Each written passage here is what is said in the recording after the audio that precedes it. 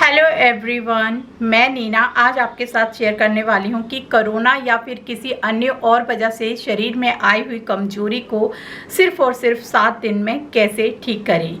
जो मैं remedy share करने वाली हूं ये जानी मानी है और लगभग सभी इसके बारे में जानते हैं, लेकिन अगर इसको खाने का सही तरीका नहीं पता हो तो यही हमारे लिए फ़ायदे की जगह पर नुकसान भी दे सकती है। तो जी हाँ, सबसे पहले मैंने ले लिए हैं ये पानी में भीगे हुए बादाम। इन्हें मैंने 12 से 14 घंटे पानी में भीगने के लिए रख दिया है। देखिए, अगर गर्मियां हैं तो गर्मियों में कोई भी ड्राई फ्रूट्स आप खा रहे हो तो आप हमेशा पानी में भिगो करके ही खाएं। पानी में भिगोने से क्या होता है कि इसकी तासीर नॉर्मल हो जाती है, लेकिन ताकत आपको उतनी ही मिलती है जितनी कि आप इसे सूखा खाते हो। सर्दी में आप इसे डायरेक्टली सूखा खा सकते हो एज ए ड्राई फ्रूट्स की तरह, या इसकी नमकीन बना करके खा सकते हो, लेकिन गर्मियों में हमेशा आप इसे भिगो करके ही खाएं। और जब भी पानी में भिगोएं तो उसके बाद इसके जो ये छिलका है ये बिल्कुल इस तरीके से आसानी से निकल जाता है, तो छिलके को हमें निकाल लेना है। तो ऐसे मैं सारे छिलके निकाल लूँगी। ये देखिए, मैंने बादाम के सारे छिलके निकाल लिए हैं। सेकंड मैंने ले लिया है ये मुनक्का। मुनक्का जो है आपको किसी भी ग्रॉसरी शॉप पर आसानी से मिल जाता है। मुनक्के की पहचान आप कैसे कर सकते हैं? मुनक्का जो होता है ये बड़े साइज़ का होता है और इसके बीच में आते हैं बीज। तो बीज कभी 2 भी हो सकते हैं, 3 भी हो सकते हैं, या फिर 1 भी हो सकता है। तो ये देखिए, इस तरीके से इसके बीच में आपको ये बीज मिलेंगे। ये देखिए, अगर बीज वाला है तो वो मुनक्का है, बड़े साइज़ का होता है, गहरे रंग में होता है। और जो किशमिश होती है ये बिल्कुल छोटी होती है, बारीक होती है, उसके बीच में कोई भी बीज नहीं होता है। तो किशमिश अभी मेरे पास नहीं है, ये सारे मुनक्के ही हैं। तो किशमिश के बीच में आप ऐसे पहचान कर सकते हैं, वो लंबे साइज़ में होती है, छोटी भी होती है, लेकिन उसके बीच में बीज नहीं होता है, और मुनक्के के बीच में बीज होता है।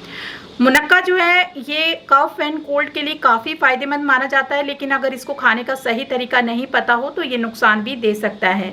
अगर आपके यहाँ पर गर्मी का मौसम चल रहा है, जैसे कि आजकल गर्मी चल रही है, तो ऐसे में अगर आप इसे खा रहे हो तो खाने का सही तरीका ये है कि आप इसे सिर्फ 2 से 3 दाने ही सुबह खाली पेट लें। लेकिन किसके साथ लेना है तो वो मैं आपको पूरी डाइट बताने वाली हूँ। ऐसे खाली ना लें।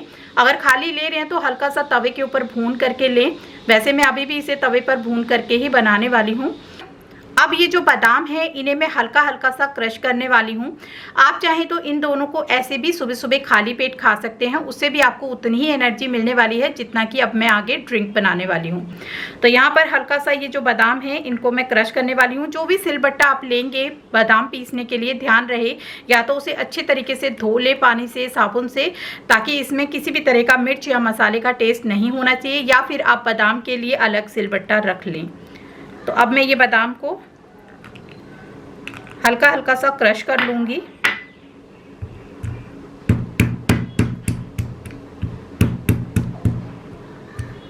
इस तरह से मैंने ये देखिए बादाम को हल्का दरदरा पीस लिया है। ज़्यादा बारीक नहीं पीसना है, इसीलिए मैंने इसे स्पेशली सिलबट्टे पर ही पीसा है। अगर हम ब्लेंडिंग जार में इसे पीसते तो ये बिल्कुल बारीक हो जाता है, और बारीक जो है उसका उतना टेस्ट नहीं आता है जितना टेस्ट इस दरदरे का आएगा।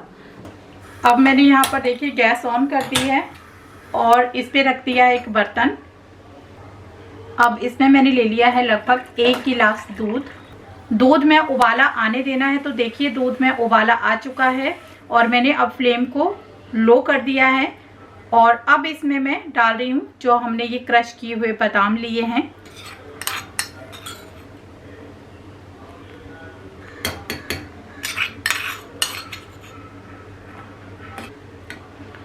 हमने 1 गिलास दूध लिया है और इसे मैं उबालते उबालते आधा गिलास दूध बना दूंगी।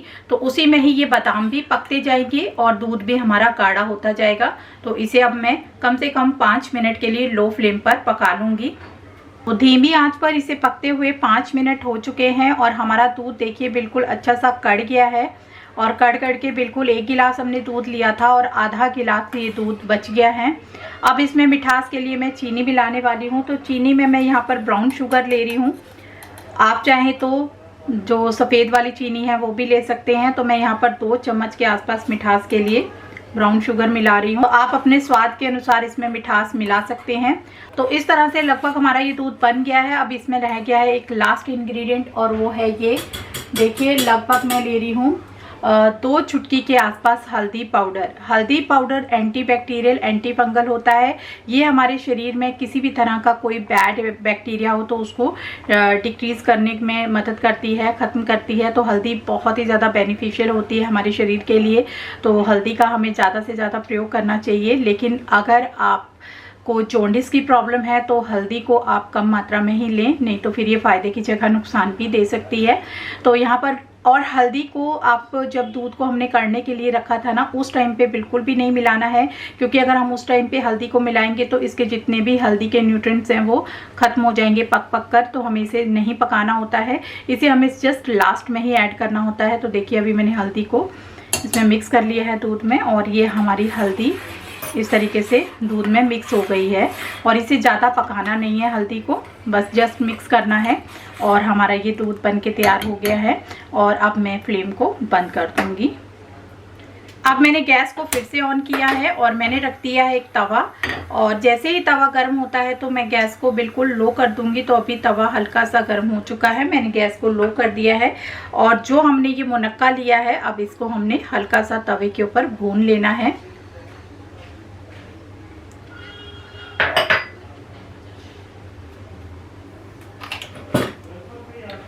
इसे हल्का सा उलट पलट करते हुए भून लेंगे।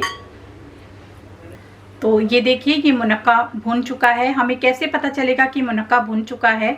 तो अभी मैं फ्लेम को बंद कर रही हूँ, अदरवाइज़ ये जल जाएगा। तो हमें कैसे पता चलेगा कि मुनक्का भून गया है? इसके लिए आप यहाँ से अंदाज़ा लगा सकते हैं कि ये मुनक्का जो है अपने साइज़ से बड़े आकार में हो जाता है। और ये देखिए हल्का सा ये फूल जाता है। तो देखिए ये बिल्कुल अच्छे से फूल गया है, ये भी फूल गया है, पहले से काफ़ी अच्छे आकार में आ गया है। और ये हल्के हल्के से कलर में भी कन्वर्ट हो गया। अब इस मुनक्के को मैं निकाल लेती हूँ। हल्का हल्का से इसका ना ब्राउन कलर भी हो गया है। और ये देखिए मुनक्का अच्छे से भून गया है। और अब मैं इसे निकाल रही हूँ, ये देखिए इस तरीके से निकाल दिया है। अब इसे ना गरम गरम नहीं खाना है मुनक्के को, हमें अब इसे ठंडा होने देना है।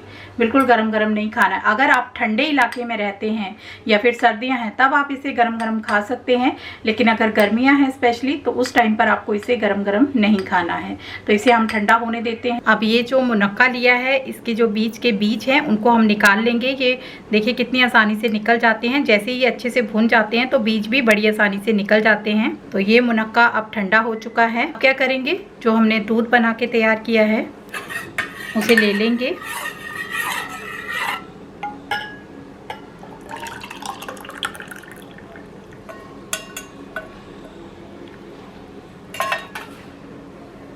ये देखिए ये दूध हमारा बन के तैयार हो गया है और इसे भी ले लिया है।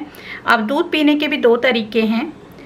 अगर आप कफ एंड कोल्ड से परेशान हैं, खांसी है, जुकाम है, तो उस टाइम पर आप इस दूध को गरम गरम ही लें मुनक्के के साथ में। एक मुनक्का आप खा लें और उसके बाद फिर 2 से 3 घूंट दूध पी लें। उसके बाद फिर एक मुनक्का खाएं, फिर 2 से 3 घूंट पिएं दूध के।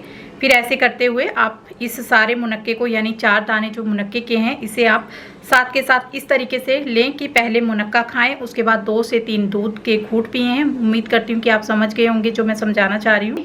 लेकिन अगर आप इसे सिर्फ अपना हेल्दी रहने के लिए ही इस दूध को ले रहे हैं तो आप इसे ठंडा करके भी ले सकते हैं। यानी कि आप इस दूध को फ्रिज में रख दें, 2 से 3 घंटे में ये बिल्कुल अच्छा ठंडा हो जाएगा। उसके बाद आप इसे ठंडा भी पी सकते हैं, खाली इस ऐसे भी पी सकते हैं या फिर मुनक्के के साथ भी पी सकते हैं।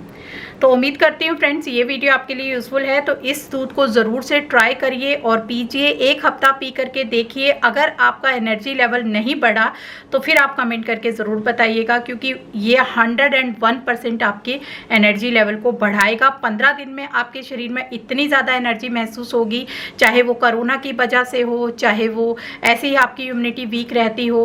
तो इन अपनी इम्यूनिटी को स्ट्रॉन्ग करने के लिए आप इस दूध का ज़रूर से सेवन कीजिए और जिस तरीके से मैंने बताया है इसी तरीके से सेम आप इसे लीजिए। आपको फ़ायदा मिलेगा, 101% फ़ायदा मिलेगा। और जब फ़ायदा मिल जाएगा तो कमेंट करके ज़रूर बताइएगा। मिलते हैं नेक्स्ट वीडियो में, तब तक के लिए बाय बाय।